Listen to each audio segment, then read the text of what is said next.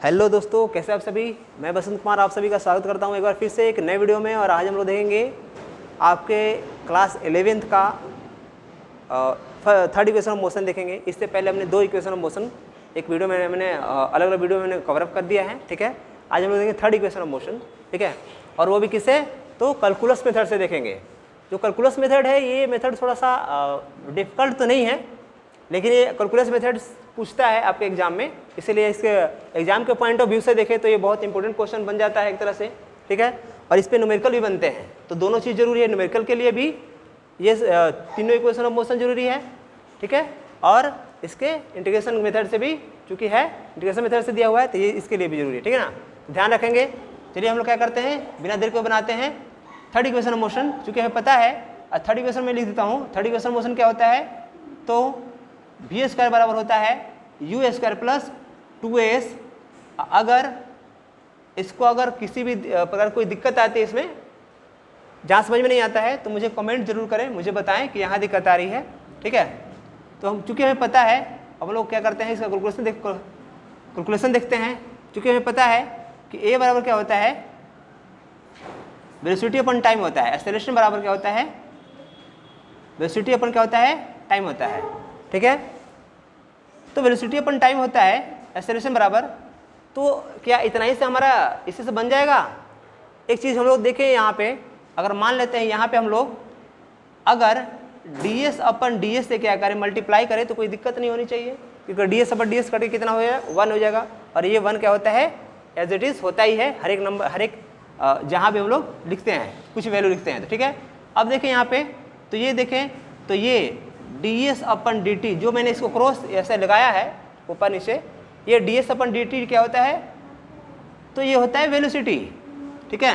तो ds अपन dt की जगह अगर हम लोग वेलोसिटी लिख दे तो कोई दिक्कत नहीं होनी चाहिए। और ये dv अपन ds क्या होता है, हमने इसको एज इट इज लिख दिया, ठीक है। अब बाकी ds को क्या करेंगे, पक्षांतर करेंगे, माने कि लेफ्ट साइड लेकर के जाएंगे, तो कितना हो जाएगा, a ds हो जाएगा, और ये कितना हो जाएगा, v इंटू कितना हो जाएगा, dv हो जाएगा। इसके बाद हम लोग क्या करेंगे, दोनों साइड इंटीग्रेशन करेंगे, लिख देंगे integrate both side, integrating both side. अगर बोथ साइड क्या करें, इंटीग्रेट करें, तो क्या हो जाएगा, इंटीग्रेशन ऑफ a ds हो जाएगा इस तरफ, किस तरफ, लेफ्ट हैंड साइड बराबर, माने LHS की तरफ हो जाएगा हमारा इंटीग्रेशन ऑफ a ds। और इसका अगर हम लोग लिमिट पुट करें, तो हमारा चूंकि s के रिस्पेक्ट में हम लोग कर रहे हैं, तो हमारा कितना हो जाएगा, 0 से लेकर के s तक, मतलब इनिशियल डिस्प्लेसमेंट, और ये जो हमारा अपर लिमिट होगा वो क्या होगा, फाइनल डिस्प्लेसमेंट होगा, ठीक है। इसमें इंटीग्रेशन करेंगे, इंटीग्रेशन का साइन लगाएंगे तो कितना होगा, v इंटू कितना होगा, ds। और इसमें s के रिस्पेक्ट में कर रहे हैं, तो ये हमारा क्या हो जाएगा, 0 इनिशियल वेलोसिटी से लेके ds अपन v के रिस्पेक्ट में कर रहे हैं ना, इनिशियल वेलोसिटी से लेकर के फाइनल वेलोसिटी तक हो जाएगा, ठीक है, इनिशियल से फाइनल। अब देखें, तो ये चूँकि हमें पता है कि इंटीग्रेशन ऑफ, या मैं लिख देता हूँ एक चीज़, फॉर्मूला आप ध्यान रखेंगे, जितना भी इंटीग्रेशन और डिफरेंशिएशन का फॉर्मूला है, क्योंकि बिना उसके बनने वाला है नहीं, आपको याद करना पड़ेगा। तो इंटीग्रेशन ऑफ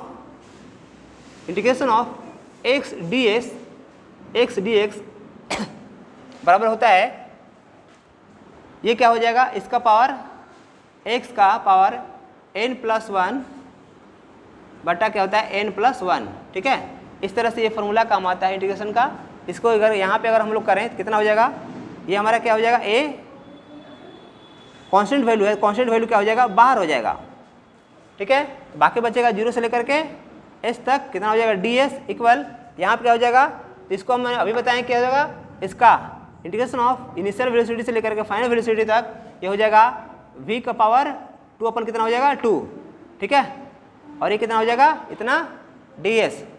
आगे हम लोग करें इसका, ये कितना हो जाएगा, a बाहर हो जाएगा, इसका लिमिट पुट करें, ठीक है। इंटीग्रेशन ऑफ ds, एक चीज़ और मैं यहाँ रख देता हूँ, चूँकि इंटीग्रेशन ऑफ ds इक्वल कितना होता है, s होता है, ठीक है। तो इंटीग्रेशन ऑफ ds इक्वल कितना हो गया, s हो गया। इसका लिमिट की बात करें, इसको लिमिट पुट करेंगे तो कितना हो जाएगा, 0 to s, और ये कितना हो जाएगा, b² बटा 2, और इसका लिमिट पुट करें तो इसका लिमिट कितना हो जाएगा, initial velocity to final velocity हो जाएगा। ठीक है, इसके बाद क्या हो सकता है, तो क्या हो जाएगा, ए कितना हो जाएगा, एस माइनस 0 और यहाँ से 1/2 अगर माइनस 1/2 यहाँ पर कॉमन निकाले तो कितना हो जाएगा, इनिशियल वेलोसिटी कितना है, सॉरी लोअर लिमिट कितनी है, u है और अपर लिमिट कितनी है, v है। तो v में से चूंकि upper limit minus upper limit कितना है, v है, तो v स्क्वायर हो जाएगा, लोअर लिमिट कितना u है तो कितना हो जाएगा, u स्क्वायर हो जाएगा।